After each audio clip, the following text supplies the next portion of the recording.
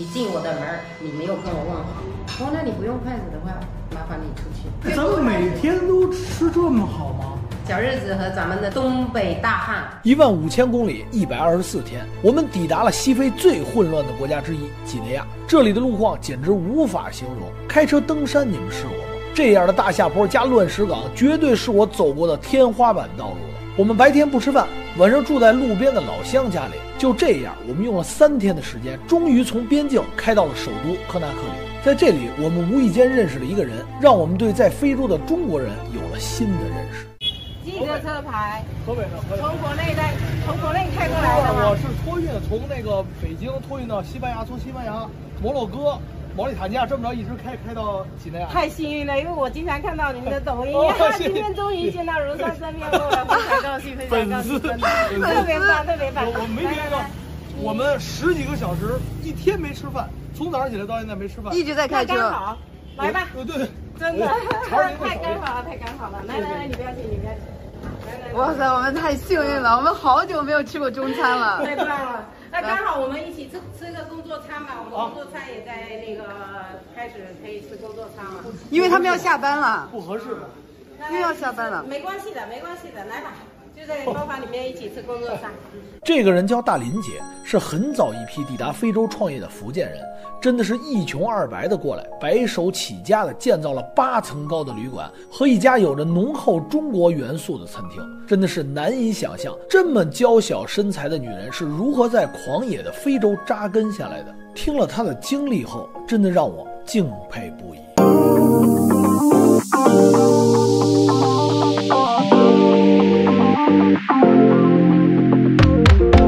在中国呢，还有一个名字叫猫眼，它现在是这里的地位。兄弟们，看看啊，这是人家的工作餐啊！哇塞，我的天啊，兄弟们啊，这是什么呀？这个是夫妻肺片。夫妻肺，哇，这工作餐有三文鱼是吗？哇塞，还有一个排骨，我还有汤啊，排骨汤，牛骨头，牛骨汤，哇，你们别看这白菜啊，这在这儿啊，奢侈40-50块钱1公斤啊！哇塞，这每天咱们都吃这么好啊？主要是厨师想要吃什么就做什么。哦，看哪位是厨师啊？这位是。哇，这个把关海鲜的。哇，那这必须。还有一位国际友人啊，国际友人，这位是我的律师。哦，在这儿我看啊，必须要把厨师排好了，要不然我会吃不上饭。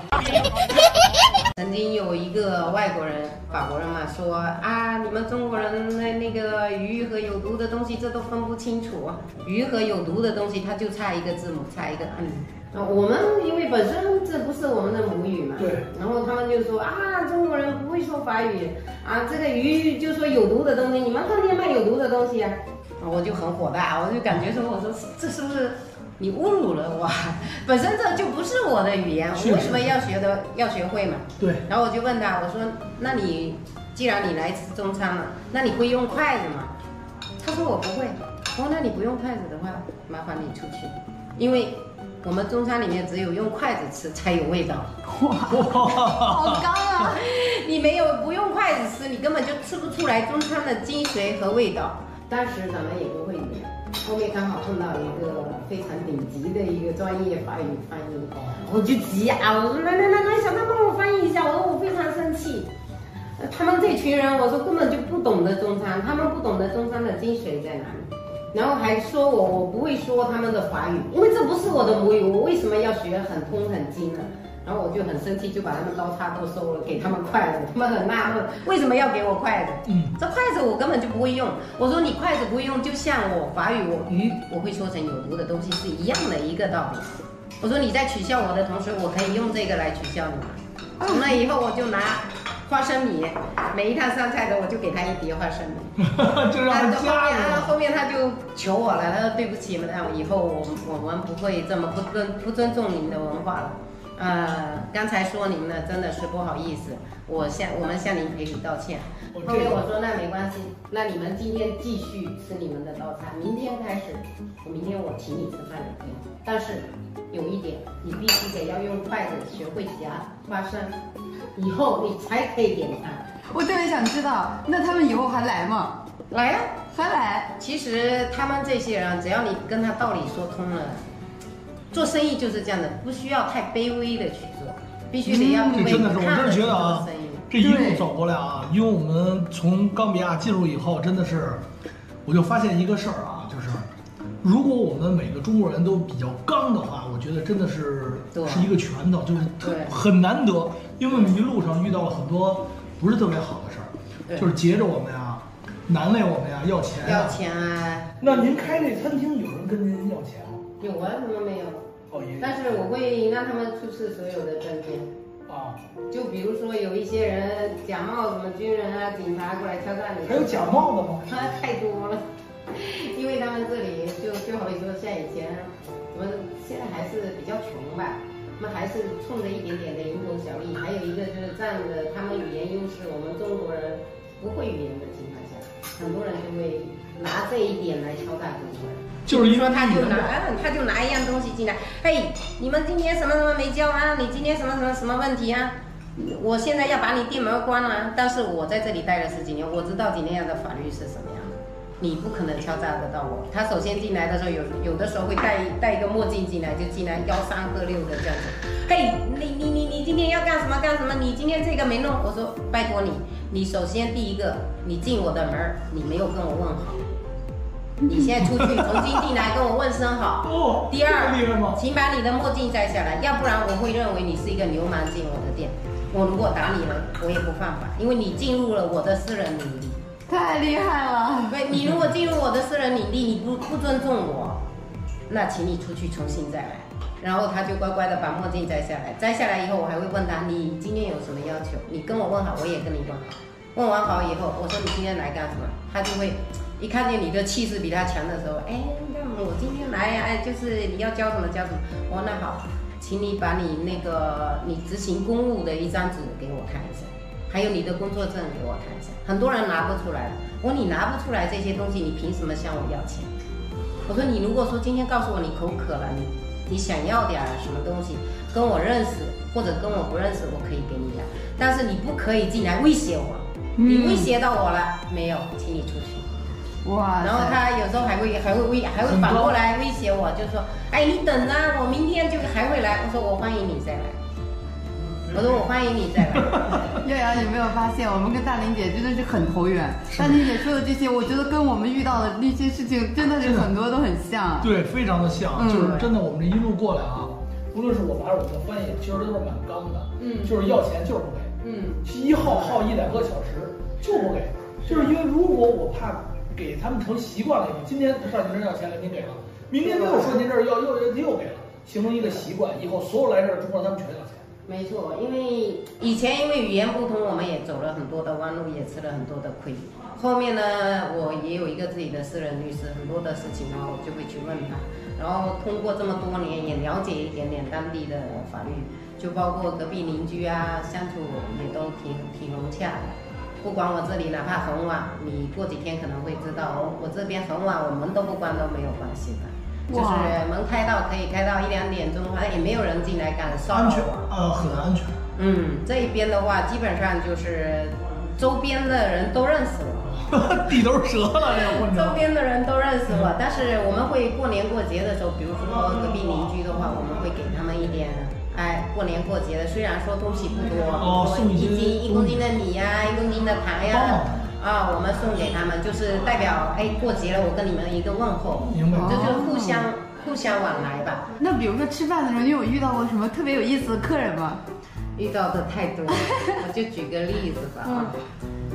之前呢有一桌就是小日子吧，小日子，OK， 小日子，咱就说小日子吧，小日子和咱们的东北大汉，这坐一桌，这坐一桌，不是就坐隔壁桌，然后他们一进门就点完餐以后，隔壁桌已经开始，咱们东北的爷们儿已经开始吃饭了，你知道吧？然后他们一进来就哎呀都就那个深鞠躬就那个样子，旁边那一桌菜夹到一半就盯着旁边看，这小日子。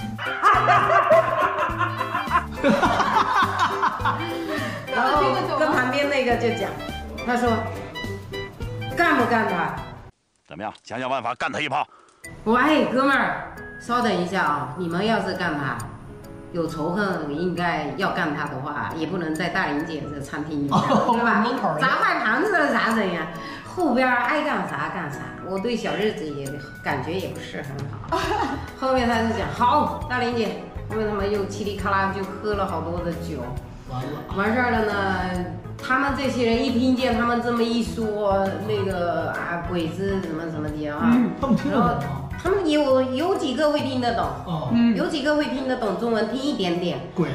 然后他们听完以后，他们很老早的看见他们在吃，就点了几个菜，赶紧咕噜咕噜就吃完了就走了。第二摊要来的时候就跟我讲，Madam可不可以给我们包饭？我说为什么？他说那天你没发现吗？他们要打我。听懂了。他们要打我。